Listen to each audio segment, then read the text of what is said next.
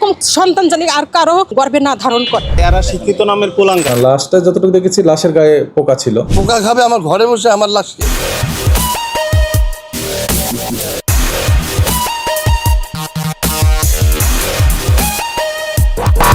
মহিলা মারা গেছেন হলো এই বাসার 4 তলায়।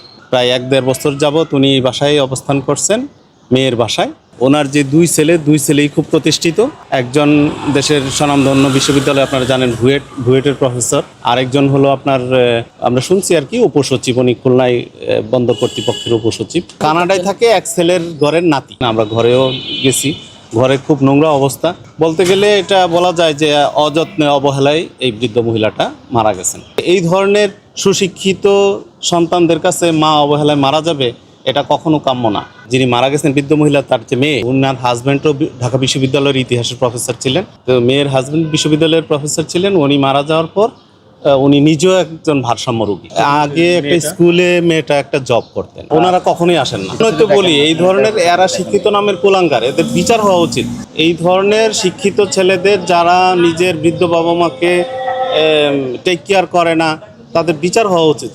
দুই একটা বিচার হলে সমাজ আর একটু অ্যালার্ট হবে যে না, আমাদের বাপ মাদের বৃদ্ধ বয়সে একটু খোঁজ খবর নেওয়া উচিত। কেমন ছেলে মেয়ে বাবা মার খোঁজ নেয় না, তো এই ছেলে মেয়েরই শাস্তি দেওয়া দরকার। তাদের একজনের শাস্তি দিলে 10 জন শিক্ষা পাবে। তার বাবা মাদের খবর নেয় ছেলে মেয়ে।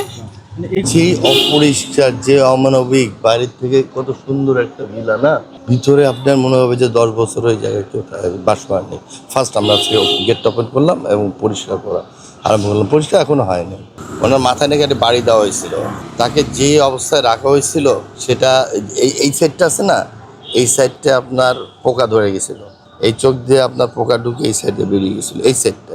আর এই সাইডটা মোটামুটি একটু ছিল। তারপর যখন লাশটা নামাতে থাকে তখন গোস সূর্য মানে ভিতরের মধ্যেই আপনার কাফনের মধ্যে পড়ে যাচ্ছিল। অন্ততপক্ষে 6 থেকে 7 দিন আগে মারা গেছেন। কারণ এরকম একটা পোকা ধরা লাশের সাথে সে 6 দিন 7 দিন 5 দিন কীভাবে থাকে? হাউ কাম বলেন আপনি আমাকে? কেউ ঘরে নেই। তাহলে একটা মহিলা তো একটা লাশের সাথে এইভাবে দিনের পর দিন থাকতে পারে একদম একটা নর্মাল মানুষের মতো করে? একটা মা মারা বা একটা বাপ মারা একটা সে মহল্লাবাসী হিসাবে আমাদের কাছে কতটা কষ্টের হতে পারে এইভাবে মরাটা। বিশেষ করে ন্যাচারাল ডেথ হইতে পারে মানুষের, আজকে আমি আছি কালকে নাও থাকতে পারে, কিন্তু এইভাবে কষ্টে মরা। পোকা খাবে আমার ঘরে বসে আমার লাশকে, যেটা আমার কবরে হওয়ার কথা। তাই আমি বলবো যে এই ব্যাপারটাতে আমাদের মাননীয় প্রধানমন্ত্রী তারেক রহমান সাহেবের দৃষ্টি আকর্ষণ করতেছি। এই খবর শোনার থেকে আমি সত্যি খুব মানে কিভাবে বলবো, আমি ভাষা আপনি তো একজন প্রতিবেশী, আমি কিন্তু প্রতিবেশী। খবরটা শোনার পরে আমি খুবই মানে কষ্ট পাইছি যে এরকম সন্তান জানি আর কারো গর্বে না ধারণ করে। এই কাজটা উচিত হয়নি আসলে। এরকম একটা বয়স্ক মানুষ এইভাবে রাখছে, আর ঘরের ভিতর দেখছেন কি অবস্থা, কি নোংরা। ওখানে কি মানুষ থাকতে পারে? তাকে উচিত ছিল কি যে একটা সিসি ক্যামেরা ফিট করে দেওয়ার, সারাক্ষণ ওই সিসি ক্যামেরাতে দেখা, পর্যবেক্ষণ করা, মাটার কি লাগবে না লাগবে এগুলো দেখা তাদেরকে উচিত ছিল। এটা ঠিক হয়নি আসলে। এটা একটা বিচার হওয়া দরকার তার সন্তানদের। আমার স্বাভাবিকভাবে মনে হয়নি, আমার সবসময় মনে হয়েছে যে এটা একটা ক্রাইমের মতো লাগছে যে এই তিনজন তার সন্তান, এত গ্রাজুয়েশন করা সব সন্তান। উচিত ছিল যে প্রতিদিন তার মাকে খোঁজ খবর নেওয়া, দেখা বা তাদের কাছে রাখাও দরকার ছিল। একটা যখন 75 বছর বয়স, তখন তো সে খুবই বৃদ্ধ, তার তো নড়াচড়া করে যে কিছু একটা করা সেটাও তো সম্ভব না। তাহলে তারা এইভাবে কেন রাখলো? কি তাদের কি কোনো মায়া ধর্ম নাই মার প্রতি? আমার এইটুকুই আমার খারাপ লাগতেছে, আমার খুবই খারাপ লাগতেছে। প্রতিদিনের বেলা নয়, আমি মানলাম যে হয়তো কার্যক্রমে ব্যস্ত ছিল, কিন্তু একটা ঈদের দিন সেটা একটা শত্রুকেও মানুষ খোঁজ খবর নেয়।